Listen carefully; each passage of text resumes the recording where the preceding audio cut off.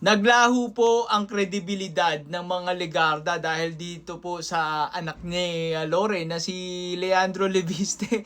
Nakakatawa kasi siya mismo ang umamin, no? Nakita niya daw na may 1 billion na insertion ang kanyang nanay.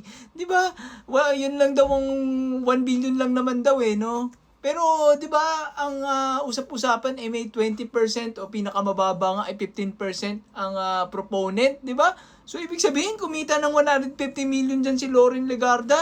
'Di ba nakakalungkot, Leandro Lebiste, yung pagiging irresponsible mo sa pagbabalita. Muntikan pa naman akong humanga sa iyo dahil dito sa mga nakaraan, 'di ba? Yung binulgar mo di umano na nag-bribe sa iyo, tapos yun kinasuhan.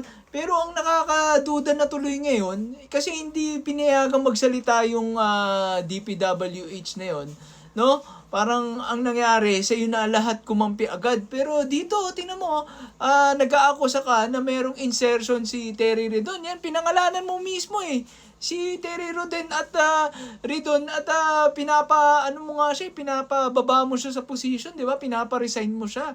Tapos malaman-laman, ang akusasyon mo, may insertion si Terry Redon noong nakaraang budget, no? Na ginawa noong 2024, no? Para sa ngayong taon.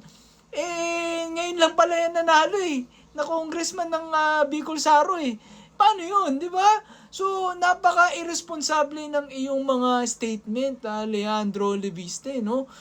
Dahil po dyan, parang nawalan ng saysay lahat ng mga pagbibida-bida mo, no? Parang nakasira ka sa pangalan ng mga Leviste at sa mga Legarda, no? Nasira pa si Senator Lauren Legarda dahil sa'yo. Ako, lahat ng mga sasabihin mo mula ngayon, wala akong papakinggan dahil wala ka ng kredibilidad Hindi ba napaka-irresponsible mo mag-research? Tapos ang bali-balita pa nga, mukhang itong mga dokumento kay Cabral na kinuha mo, sa pilitan mo pang kinuha, di ba?